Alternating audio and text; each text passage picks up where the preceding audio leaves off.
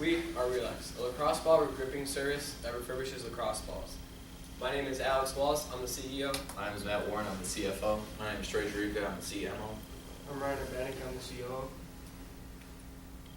Alright, so starting off, the problem with lacrosse is a lot of coaches and players in lacrosse, they face a really big problem.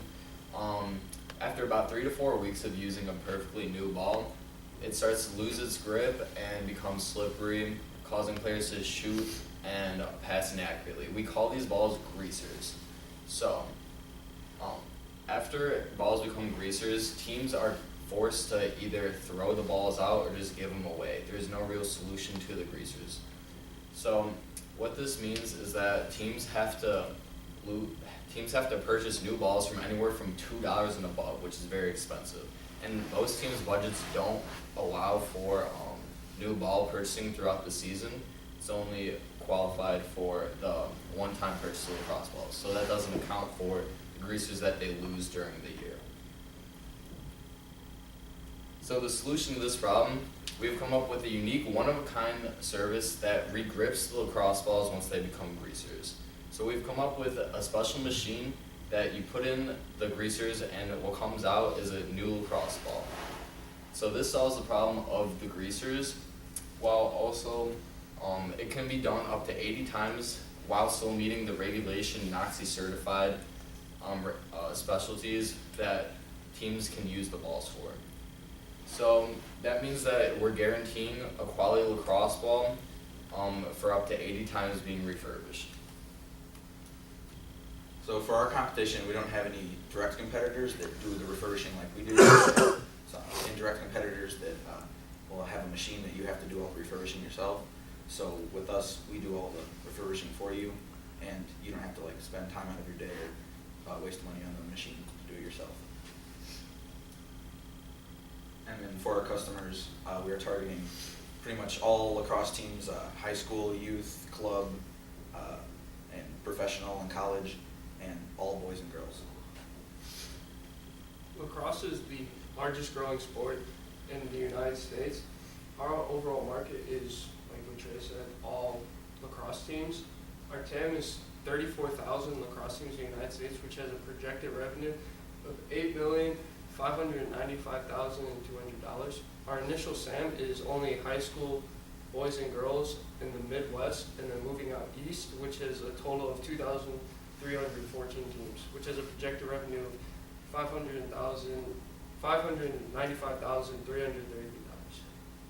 Year one, our market share will be around 9% and will go up to 43% by year 5.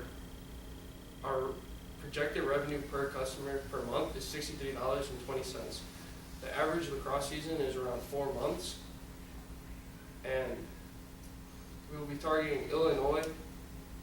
We'll have an emphasis in Illinois and the Midwest, and by year 2 we start moving up northeast. Our primary target is boys, but because of the fact high school boys teams, but because girls are also in the same school, it will be a natural addition to the team. But to keep our numbers conservative, we are only focusing on high school boys. Also, when we start gaining more contacts and more business, we will start moving to youth programs that feed into the high school teams and make a referral system for the high schools to give to the youth leagues. So what we've learned that the average high school lacrosse team gets around 400 balls per season. Each month, 80 of those balls become greasers, and with very slippery. Teams need immediate fulfillment with these balls, and there can be no downtime in between because the shorter supply will hurt their practices. We need to make a shipping service because we cannot travel out to all these teams at certain times because it will hurt our costs. It will cost a lot more money to drive out to all these teams with transportation and labor.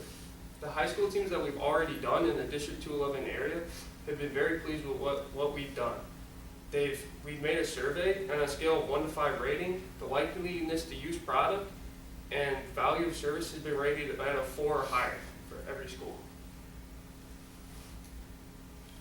So what we did is we've changed our delivery strategy, and for teams within 60 miles, we are going to be personally driving out there and exchanging the balls and do the refurbishing ourselves. And then for teams over 60 miles, we'll be shipping them the balls.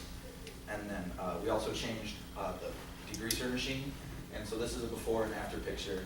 And this picture, we can hold a capacity of 700% more lacrosse balls, and you do the labor, or it takes 50% less labor to do the balls. So our revised solution for this is we actually have a website up right now. Our goal is to get it to where we are going to have order forms on the website. So how this is going to work is teams are going to put in their order form using the payment of a credit card to order however many lacrosse balls they need. So then what comes after that is the team is going to then receive the lacrosse balls, and then they get a box with the lacrosse balls in it. So with the first shipment, we are going to provide them with new lacrosse balls, and every shipment after that is going to be like new or our refurbished lacrosse balls.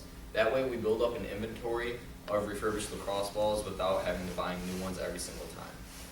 So in this, we are going to ship the new lacrosse balls to the team for the first time, and then they're going to take them out, put in the exact amount of greasers that they have in, then we take them back.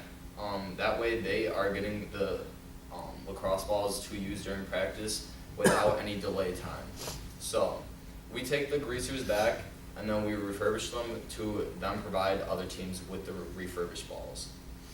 So then after that, we are going to have two shipping methods. Either one, if the teams are going to be within a 60-mile radius of us, we are going to actually drive the lacrosse balls to them, so that way there will be no overlap time as well. So we are going to bring the inventory of new lacrosse balls, swap them out with the greasers, so they are always going to have it. An upside to doing the driving method for the inner 60 miles is we're going to save costs on shipping, and also we're going to get a face-to-face contact with the coaches and teams to make sure that they're liking our service and everything. We can also learn what to improve and what we need to change that way. So if they're outside the 60-mile radius, we are going to be shipping the lacrosse balls in a box. It is going to come with a return stamp. So they just take the lacrosse balls up, put in the greasers, ship it back, and then the cycle keeps on going like that. So another part in this is we will be adding on the shipping costs into our prices. That way they aren't going to be seeing they're going to be paying for the shipping. That's going to be on us. It's going to be built into the price. So along with this, we're also going to have a rewards point system. So for every 1,000 balls that they swap in with us, that is going to be 1 Re-Lax point. So when they get up to a certain amount of points, that actually reduces the cost of 1 cent from the ball service. So just hypothetically, if we started at 75 cents per ball, they swap in 1,000 balls, they get it reduced by 1 cent. So therefore, they're paying 74 cents.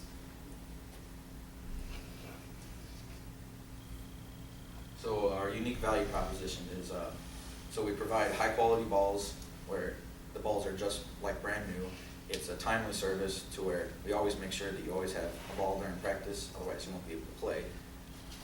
It's economical, so it helps rotate the balls so where you don't always have to be spending new money on new balls all the time. You just are constantly paying with us. And then it's eco-friendly because instead of throwing the balls away and having them in the landfills all the time, you will be reusing the balls, reduce, reuse, recycle, like that. And the way we refurbish the balls is there's no harmful chemicals or anything like that towards the environment. And it's passionate. We're passionate about the service, and we're passionate about lacrosse. And you can't play lacrosse without the balls, so we're here to help that problem. And you pay it forward. So we're going to be taking a portion of our proceeds, and we're going to be funding. We're going to be funding underprivileged schools to help them get lacrosse gear and equipment and everything, so they'll be able to play lacrosse and help the teams out. So our revenue for years 1 through 5, so based on the model of just high school boys in the area. We expect to get 200 teams and grow by 200 teams every year. And for that, our revenue will grow by 50,000 every year. Now this number is conservative because this is just based off of high school boys. And along the way, after year 1, so 2 through 5, we'll pick up the high school girls and youth teams. So our numbers will be higher. Now our TAM growth will go up by 10% because from uslacrosse.org, the #1 lacrosse website in the United States, that's how much lacrosse is growing right now. And so we have the starter and the refurbished pricing.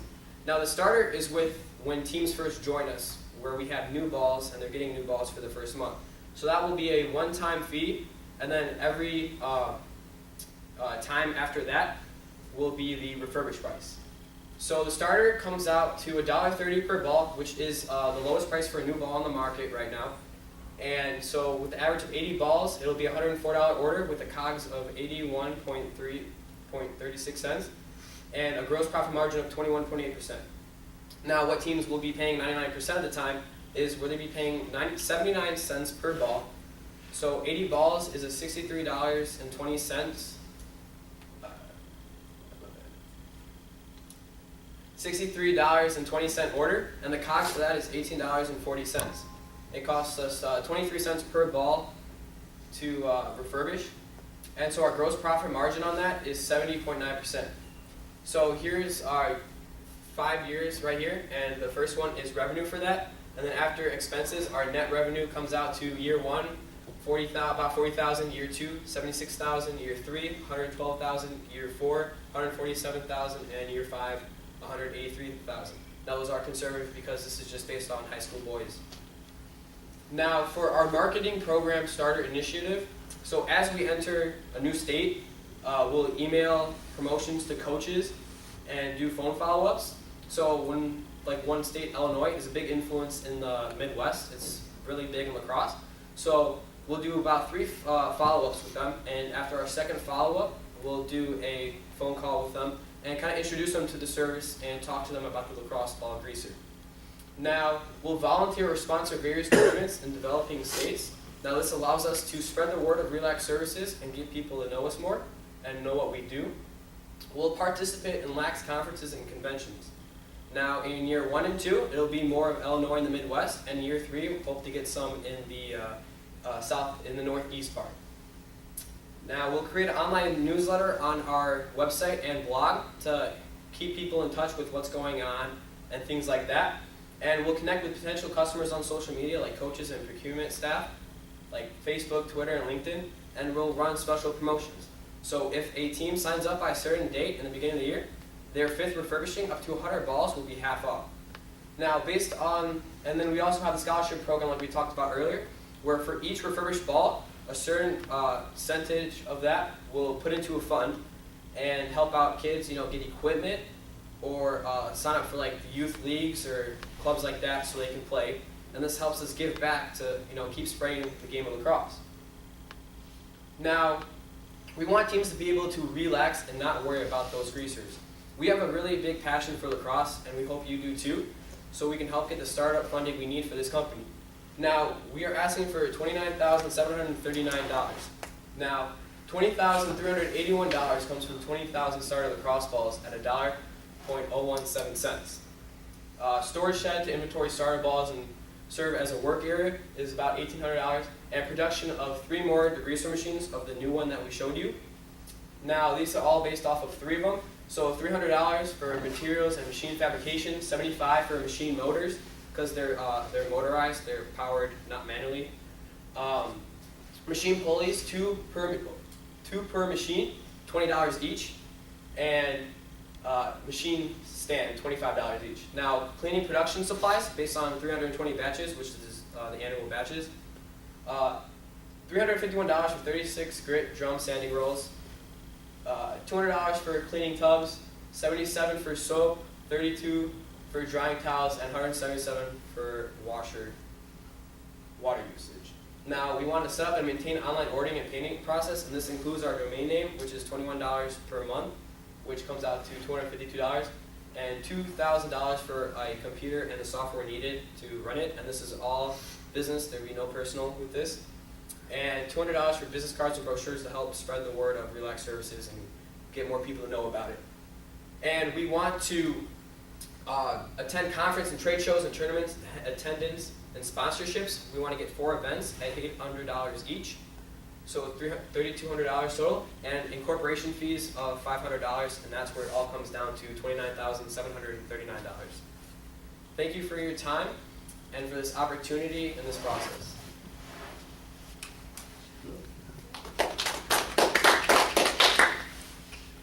So on the, you changed the actual equipment quite a bit. Mhm. When I saw them before, it was manual by hand, and now this does it by itself? Yeah, Turn it on, and it runs it. how long does it take compared to? So before it was 7 balls for about a minute. Now we can do anywhere from like 50 to 75 balls in 5 to 10 minutes. So what was the, I kind of lost you there, the starter and the refurbish, right? You had the numbers for the Mhm. starter. So what's the difference? I mean, where are you selling both? So we buy the balls from a manufacturer we have out in China right now that we've talked to and got all the numbers straightened out, where it comes out to $1.17. And since we have new balls, we don't want to just charge them for the refurbishing price since we're giving them new balls. So what we're doing is we're charging for the very first order where we give them new balls and they give us their old balls. So it builds a refurbished inventory. So then after that, it'll be the second refurbished. So the starter is a one-time payment for For the new balls? for the new balls For the team. for the team when they start with So the only the business. people who have bought the new balls from you are in this program for refurbishing? Yes. So would a team who didn't buy the originals from you, but they have a supply of greasers, be able to send them in, or do they have to be the ones that you provide, the new balls have to be the ones you provided? So you're saying that we're selling the balls just by themselves? No, I'm saying like. So like if Papa wanted to join the program, but they weren't already, they didn't buy the new balls from you, could they send you Greasers. greasers? And then could they be a part of your program from now on? Could they get refurbished ones and not ever do the starter, because they already have a supply of greasers to trade in for, even So though they you- weren't they weren't originally from you. So they send us their greasers and then we refurbish them and give them back. Yeah. With that, the reason why we did the starter is because they have that whole downtime thing. So once we get them and then give them back, like there could be like a day off. So that means that there's a day they don't practice. So that's where they take the starters really for like the balls that they have left over from the previous season.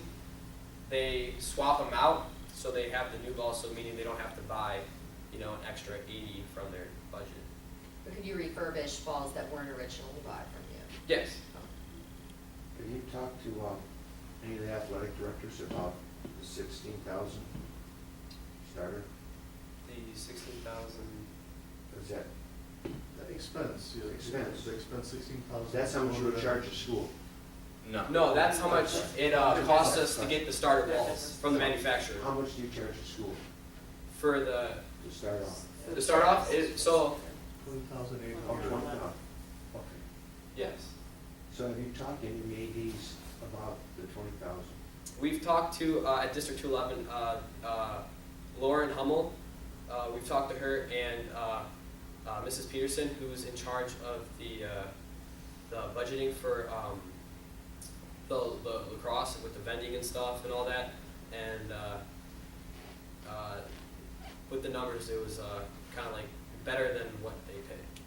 And those people are at the district level? Yes.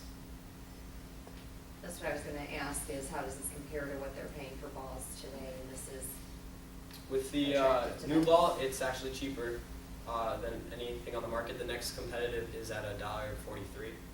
And we're at providing $1.30. them at about $1.30. just because that's where they're buying them or how they're. Exactly. Have you taken into account that the schools will invoice, you have to invoice the Mhm. schools in Yes. advance? Yes. So there is a vendors list that you have to get put on, and we have already asked to be put on that list. Right now, we're gonna be the lowest price if we're put on it for the And- next coming season. And they don't order these balls until fall, so that gives us a little leeway to get that organized so we can be ready to go for next year. Yeah, it seemed like the first time, you said you can refurbish a ball 80 times? Exactly. How do you know? Because based off of research and talking to the other indirect competitors, based on their research and testing it, it takes off a really small layer. So until that layer is under the regulation, it came out to be about 80 times. How do you know what the regulation size is? How do you measure those balls? So you weigh, and ball is about 2.5 ounces, and then the circumference is 7.5 to 8 inches. So every refurbishing for about a minute, you take it out, you weigh it, and the first like 10, 15 times, it's like barely does anything to the scale or the measurement. It's So microscopic. More with the weight than the actual Exactly, yeah. Exactly. Right. diameter. And then once you're getting down to further and further, then you start seeing little changes, but it's still above regulation.